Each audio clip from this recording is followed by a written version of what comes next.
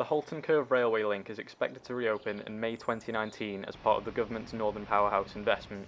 The 1.5-mile rail track links together Halton, Liverpool and Chester with a much faster service after it was all but shut in 1975. A government statement reveals the Halton Curve was delayed because of Transport for Wales's inability to provide the train's rolling stock, despite the engineering of the rail link itself being carried out on time.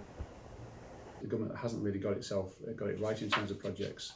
Now, the Halton Curve, it wasn't a particularly complicated project, you know, and really I don't see why it should have been delayed, but it has been. And you've got to keep that pressure on the people who are running the railways, you know, so they're accountable, and you can't take your eye off the ball. And I think that's what's happened is Chris Grayling hasn't had that level of detailed involvement. 2018 was a troubling year for rail commuters. Rail prices have risen to an all-time high and train punctuality is at a 13-year low.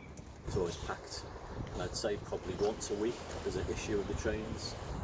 It's £18.70 I think now for a daily return ticket to Manchester, which does quickly add up when you're doing it every day, and with the cancellations and the delays, it's certainly not value for money.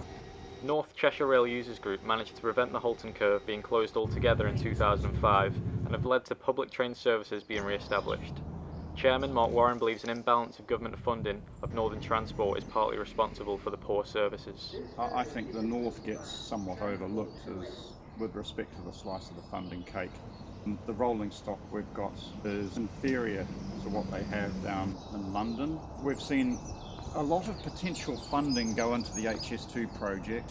Overall, it's depleted the funding pot for what otherwise might be worthwhile local schemes. It's clear there is a sense of anticipation that this new investment will lead to boosts to the wider economy and that train services across Cheshire will go full steam ahead on time.